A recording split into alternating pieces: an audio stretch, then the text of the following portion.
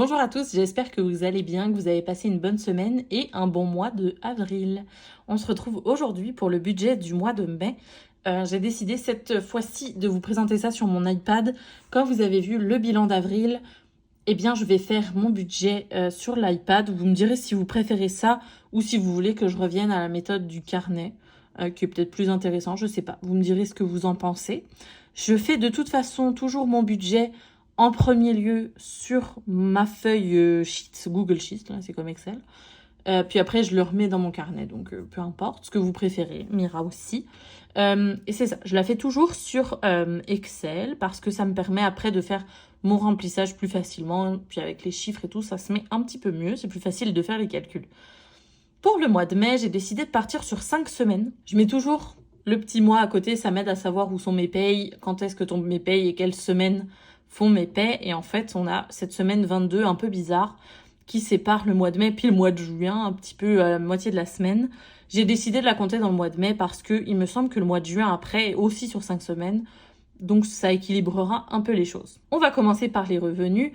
Donc revenus, pour rappel, moi j'habite au Québec. Au Québec, on est payé donc toutes les 2 semaines. Je prévois, donc là j'ai reçu un premier salaire la semaine du 27 avril qui compte dans mon mois de mai, qui va couvrir les 2 premières semaines de mai. Et je vais recevoir un salaire le 11 et un salaire le 25. Le salaire du 25, en fait, sera divisé en 2 puisque ce sera pour la dernière semaine de mai, première semaine de juin. Donc, c'est pour ça qu'il n'y a que 900. Donc, j'ai 1800 à chaque paye, sauf pour le salaire 3. Je sais pas pourquoi il écrit 2 encore. J'ai fait un copier-coller puis j'ai obligé de changer. Qui est juste de 900 puisque, comme je vous le dis, il y a une semaine de quinconce entre le mois de mai et le mois de juin. Donc, ça fait au total 1400 de budget pour ce mois-ci. On va passer aux dépenses fixes qui sont, comme leur nom l'indique, fixes. Donc, généralement, c'est toujours la même chose. Hydro, je mets 60 par mois. Techniquement, j'ai besoin d'un peu moins, mais je m'assure toujours d'avoir 60. Je sais pas ce qui va se passer au mois prochain. Puis, je pense que le mois de juin, je me refais prélever hydro. Donc, comme ça, je suis certaine de pouvoir remettre mon hydro. Tout ce qui est dépenses fixes, c'est vraiment ma priorité. Donc, hydro, 60 $ comme d'habitude. Free, je vous en ai parlé que je voulais réduire. Donc là, j'espère un 5 $ pour ce mois-ci. Sport, 20 $, ça change pas. Twitch, ça change pas, 20 $. Bell, on a 70 $, ça change pas non plus. Fizz, 40 $. Mon loyer, il bouge pas, il est de 1133. Il va augmenter au mois de septembre, par contre. iCloud, on est à 5 $, c'est en début de mois, généralement. Annuel, c'est 80 $ pour le mois. J'essaie de faire 20 $ par semaine. Pharmacie, pour annuel, pardon, il ne devrait pas y avoir de surprise ce mois-ci. Donc, on devrait être comme correct pour le reste de l'année. Pharmacie, 20 $ comme d'habitude. Et je mets toujours mon 20 $ par mois de transport. Même si j'en ai pas toujours besoin, ça me fait quand même ça. Je sais que je peux utiliser 20 $ pour le transport. Donc, ça fait un total de 1473 $.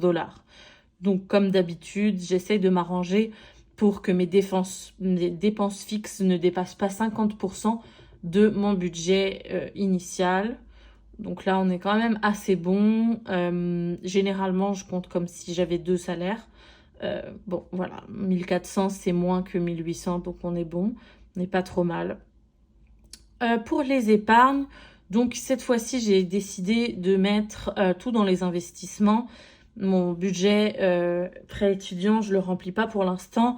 Mon fonds d'urgence sera rempli pas avec les chèques du gouvernement si je les reçois ce mois-ci. Santé, on l'a déjà rempli un petit peu le mois dernier. Et j'ai vraiment envie de mettre l'accent sur mes investissements. Donc, pour l'instant, 450 sur les investissements. Ensuite, crédit dette, là, c'est vraiment... Ce mois-ci, on y va là. Crédit dette, le mois de mai, ça va être le mois sans crédit. Le mois où on rembourse cette fichue carte de crédit de malheur. J'ai mis 1200 dans ma carte de crédit. Je tiens à la rembourser coûte que coûte. J'en peux plus de me traîner cette carte de crédit, c'est infernal. C'est pas tant parce que j'ai beaucoup de frais bancaires, mais c'est juste que déjà ça affecte ma cote de crédit, qui est quelque chose d'important quand même au Québec ici. Mais c'est surtout qu'en fait j'en ai marre d'avoir à penser ma carte de crédit tout le temps. J'aimerais avoir des finances qui sont beaucoup plus saines. Et il est temps de mettre un grand coup de remboursement là-dedans. Il y a aussi une autre raison à ça, c'est parce que je vous l'ai expliqué dans mon bilan du mois d'avril, mais au mois de juin commence le remboursement de mon prêt étudiant. J'ai fait un prêt pour venir étudier ici. Et ça y est, c'est l'heure de rembourser ce prêt. Et le remboursement du prêt va me coûter très cher. Mes mensualités sont très élevées. Et malheureusement, la conversion canadien-euro n'est pas en notre faveur. Donc, on va dépenser quand même beaucoup d'argent pour rembourser ce prêt-là. Je vais dépenser beaucoup d'argent pour rembourser ce prêt-là. Donc, je veux vraiment que ma carte de crédit soit remboursée avant qu'il y ait une autre dette qui s'en vienne. Je vois, on a vu avec le tracker que ça se passait de mieux en mieux, que j'arrivais à rembourser au-delà de ce qui était prévu. Donc, je pense que c'est le moment de mettre un dernier coup de collier, un énorme, et de tirer un trait définitif sur cette histoire de carte de crédit et de la suspendre pour plus qu'on l'utilise. Je prévois quand même des frais bancaires de 40 $. Le mois dernier, ils étaient de 28. Le mois d'avant, ils étaient de 40. J'ai remis 40 au cas où, mais ils devraient être moins élevés que ça quand même.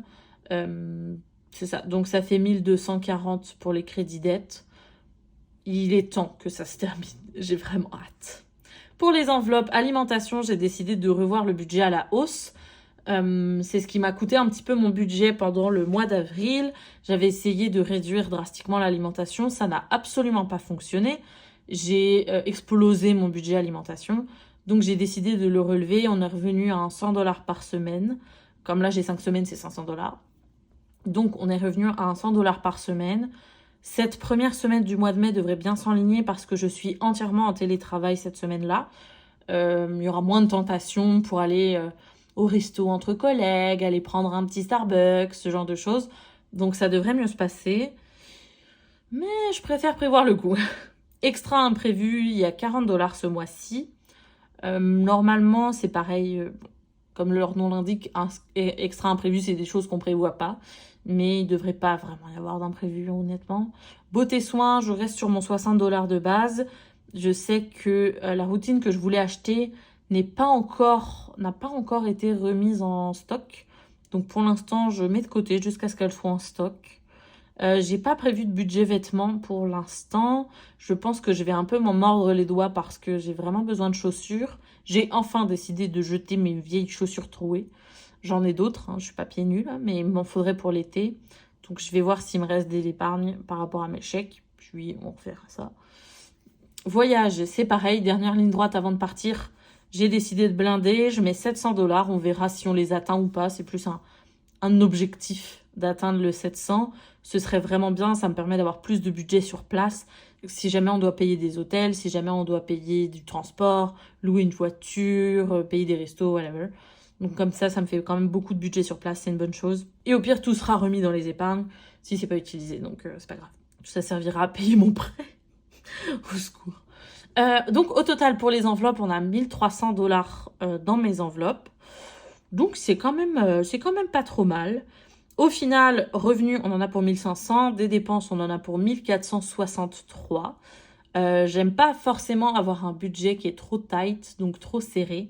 Avant, je faisais le budget 0 et j'ai remarqué que, en fait, si jamais il y a un imprévu qui est plus élevé que les imprévus que j'avais prévus, ouais, c'est bizarre. En fait, tout de suite, on est dans le négatif, tout de suite, on explose le budget. Donc, j'essaye de faire comme le budget un peu idéal. Il me reste de l'argent, c'est super, c'est ce qu'il faut. Et puis comme ça, je sais que j'ai un petit 37 de petits matelas, là. Mais c'est ça, j'ai arrêté de faire le budget 0 parce que sinon, au moindre imprévu, ça fait tout exploser, puis c'est encore le bazar. Donc, j'essaie de faire idéal, puis on voit s'il reste de l'argent. Donc, techniquement, il devrait rester 37 $ à la fin du mois. J'espère que ça va se passer comme ça. On verra à la fin du mois ce qu'il en est pour le réel. Je pense que si l'histoire de l'iPad, ça vous plaît, je pense qu'on le refera comme le budget du mois d'avril. On fera le budget du mois de mai sur mon iPad aussi pour vous montrer exactement mes dépenses. Puis voilà pour le budget du mois de mai, à votre avis. Est-ce que ça se passera bien? Est-ce que mon objectif ultime de la carte de crédit remboursée, 0 carte de crédit à la fin du mois, va tenir ou non? Je pense que oui, je vais tout faire pour. N'hésitez pas à me dire, vous, votre budget, comment ça se passe, combien vous avez prévu de dépenser dans les différentes catégories. Est-ce que vous aussi, vous faites la méthode du budget zéro ou au contraire, est-ce que vous prévoyez ce petit matelas à la fin juste au cas où? Est-ce que vous mettez tout dans vos épargnes, puis vous voyez si vous les utilisez ou non? Dites-moi tout ce qui est prévu pour votre mois de mai, j'ai hâte de savoir. Et sinon, eh bien, on se retrouve la semaine prochaine pour le premier bilan de cette première semaine du mois de mai, voir comment ça s'est passé, tout ça. Et à la fin du mois de mai, pour voir le bilan du mois de mai.